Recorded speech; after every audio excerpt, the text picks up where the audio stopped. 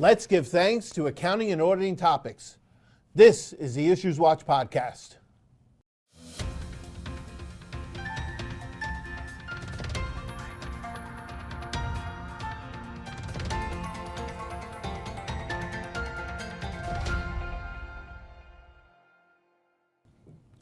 Hello and welcome to the IssuesWatch podcast. I'm Brad Muniz, your host for the bi-weekly accounting and auditing episodes. I'm an assurance principal at Clifton Larson Allen. And back with me today is Frank Boudelet, an emeritus partner at Witham and my co-presenter for the Society's Law and Ethics webinar. Welcome back, Frank. Great to be here, Brad. Yeah, and we're going to be doing an Missed you ethics for a while. Oh, yeah, we're going to be doing an ethics. What I see you 2 weeks ago? Yes. Right? Yeah, and I'll see you next week again, probably. Yeah. Okay. Too much. Too much. This episode qualifies for nano CPE credit. If you're interested in earning CPE credit for this episode, hit the pause button now and head over to njcpa.org/nano to find out how. A quick disclaimer, the views and statements expressed herein are our own and not necessarily those of NJCPA, CLA, or Witham. Whew, man, that's a lot to say. Okay, so our first topic, you've heard us talk about this in the past, and we're not repeating content. This is an AI, artificial intelligence update. Kiplinger actually had an article, and they recently reported from chatbots to audits how the IRS will use AI this tax season. Now, for the record, Nicole, we are not talking about taxes here. But what I am interested in is if the IRS in their audits can start using chatbots and AI, how come we in our audits can't? And how come we're not considering as much as we are? Now, the federal government has the budget to probably put the effort towards it. But We're going to see it happen, though. we're going to see it happen, but that's also if the federal government has a budget. But I know we will see it happen, and I think it's got to be pushed. And the consideration is, and what people don't understand is, where can AI be used in accounting auditing aspects? And that's, I think that people don't have to understand, because everybody goes to the typical balance sheet type of audit. Let me just look at the big items, and you know, the sample size, the sample is 5, right? Yeah. Yeah, the fabulous 5, that's the It's sample what size. your gut feels. There we go, yeah. What's that called? Auditor's judgment. That's what you write down, yeah. But really, where can AI be used? So I tried to come up with a list of some areas, and this is not just public accounting. This is also industry, too. There's another article in Financial Manager recently where they talked about how companies are starting to use AI more. Not companies, not public accounting firms. Right. So first area I came up with is predictive analytics. You know, the way AI is going now, it's supposed to be very good at looking at forecasts and financial trends and really identify potential risks. Now, last episode, you weren't here with me last time, so I had to talk about SAS 145, risk assessment. I think that's why you didn't want to be here. Probably. Yep. But think about SAS 145 and the risk assessment and how using AI could potentially help you identify risks. Another area, just in the auditing procedures themselves, this is for internal auditors even and independent auditors, analyze large populations. This is where we've always had the problem, because you always try and take a large population and pick your sample and you go, okay, I'll take 5, right? Yes. Well, now if you take this large population and you use AI to find anomalies and inconsistencies, now you take that population and you say, okay, everything that's standard we're going to put to the side, we'll test some of them, 5.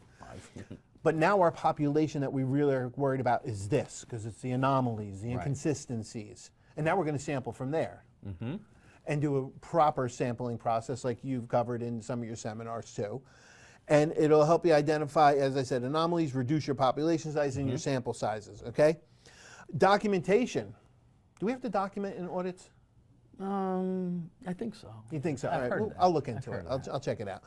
But what I found is accountants are not really good at writing memos. No. Okay, they're you know, their mother can't help them with like the term paper. I found that people are using chatbots to help write memos. One of our partners just said, write me a memo on LIFO inventory, because he had to go meet with a client. And our CLA ChatGPT wrote an actual LIFO memo for him that he had to go through. I will never say take whatever comes out of ChatGPT or whatever and just hand it over or put it in your work papers. But it's a start. It's easier for you now to look over and say, okay, let me correct some stuff rather than start from scratch. Right. So accounting policies, internal control policies. Now, internal control policies have to be what you have, not what ChatGPT says. But again, it's a good start. It is. The EQR process, I realize this. I audited, guess how many EBPs this busy season? Let's see, you actually told me this. It's like 150? That's what I was at. It was over 200. You did 200? Over 200. How could you possibly do 200? It's second review. It's not okay. full EQR, Okay. okay? It's only around an hour to two apiece. What are you Right. writing down? You calling the state board? I might have to. But what happens is these financial statements are so routine. Right. It would be much easier for me to take this financial statement, put it into an AI engine, and say, find stuff that's inconsistent other than the name and certain numbers. Right.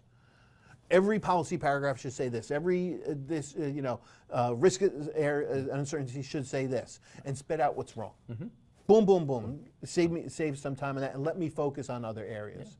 And I know somebody who would like it for some of their material risk assessments, or not risk material, internal control material, risk, significant risk, stuff like that. Right. So I just thought that in the EQR process it could be used. Here's a thought I have, though. When you're talking about your population and you're using AI, it's possible to select the entire population and test the entire population by looking for anomalies. For instance, I did a mutual fund audit years ago. We took all of the buys and sells, put it into some program, and took the prices, and it matched everything up. We did a 100% test. And I was told, but you can't test 100%. I said, it's not an audit test. I said, but we did. And they said, well, then you have to check so if you do that, everything that doesn't check out, you have to investigate. Right. And it was only 3, and it was easy to do. But I tested 100% of the buys and sells using AI. Yeah. So I think the audits of the future, you're going to have 100% testing. Yeah, we had a client that was internet-based, subscription-based, $9.95 a month, and they said, I have to test 1,000 items. I said, you can test 1,000 items.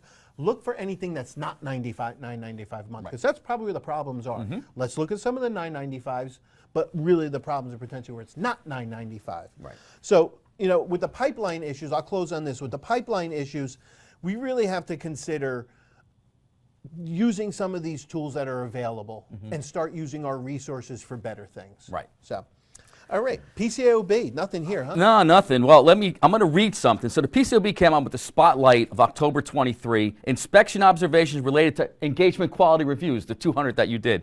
So I'm going to read this because I have to read this. It's when an engagement quality review, EQR, is required, a well-informed EQR serves as an important safeguard against erroneous and insufficient supported audit opinions and as a meaningful check on the work performed by the engagement team. The objective of the EQR review is to perform an evaluation of the significant judgments made by the engagement team and related conclusions reached, forming the overall conclusion of the engagement. This is word for word. Then they went on to say that the PCAOB staff has observed high increasing rates of audit deficiencies related to EQRs. Yeah. The trend of which is troubling considering the important role that the EQR reviewer plays in evaluating whether significant aspects of the audit have been performed in accordance with PCAOB standards. So what's happening now is, I always thought it was the engagement partner that had to make sure that he reviewed the work or she reviewed the work properly, supervised the work. Now the onus is on the EQR. There was a, recently, I saw the PCAOB and the SEC actually went after a firm, not going to say who the firm is, and they fined the EQR and the financial consultant. There was a financial consultant, $25,000 and $30,000. The firm was $3 million.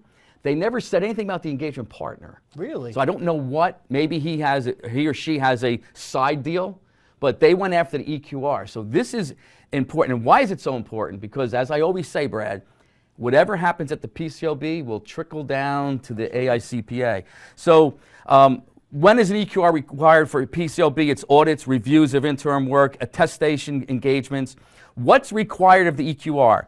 Evaluate significant judgments made by the engagement team. The EQR should hold discussions with engagement partner and engagement team. So what's now happening is, in the past, maybe the engagement partner was not necessarily part of the team, but they did a review, like a secondary review. But they didn't get too much into the weeds. They just looked at big issues. Now, the focus is the engagement EQR should be part of every planning meeting, should sit in on all the discussions with the engagement team, should review in detail the work papers, and they are ultimately responsible. So if the engagement partner misses something, the EQR should have found it. That's the PCAOB's opinion. So take the, and I can see where this is going. You're the engagement partner. You're not that good. I know you are, but say you're not. And I find there's 11 mistakes that you made. I found 10. I did a great job.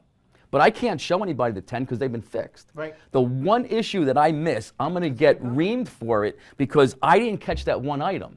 So then you and I, after the fact, after I pay my fine to the SEC, you and I are going to be fighting and brawling about it because you did a crappy job. So that's where this is going, and this is a little scary, I think. Very scary because an audit itself is on a test basis. An audit itself. Right. And an EQR is not a full review of the audit. It's not a reperformance of the audit. Now it is.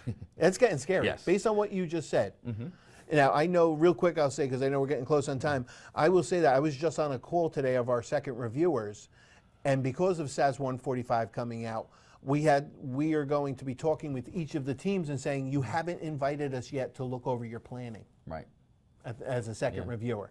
So it's good. So the industries, you want to give the industries real quick? Well, the industries, broker-dealers, communication services, energy, healthcare, information technology, real estate, Shell, SPACs.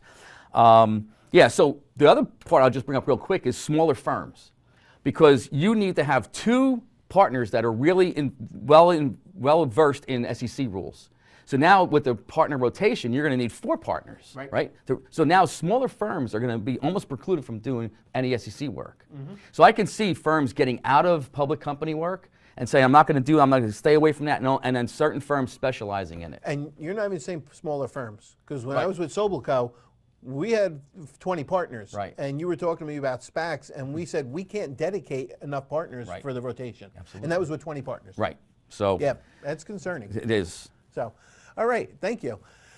In closing, if you'd like to learn more about leveraging AI and automation, there are a few upcoming events. There's a 1-hour accounting automation webinar on multiple dates in November and December. A 4-credit webinar on artificial intelligence for accounting and financial professionals is being held on November 29th. And there's a 1-credit webinar on December 27th called Futuristic Audit Trends. The future is now. Register at njcpa.org/events. And lastly, be sure to join the Society's Accounting and Auditing Standards Interest Group. Sign up for free at njcpa.org/groups. Frank, you're signing up already for this? Yeah, I am. I don't want to miss that futuristic one. I like that. Thanks for joining me again today. Gobble, gobble. There we go. And thank you for watching or listening.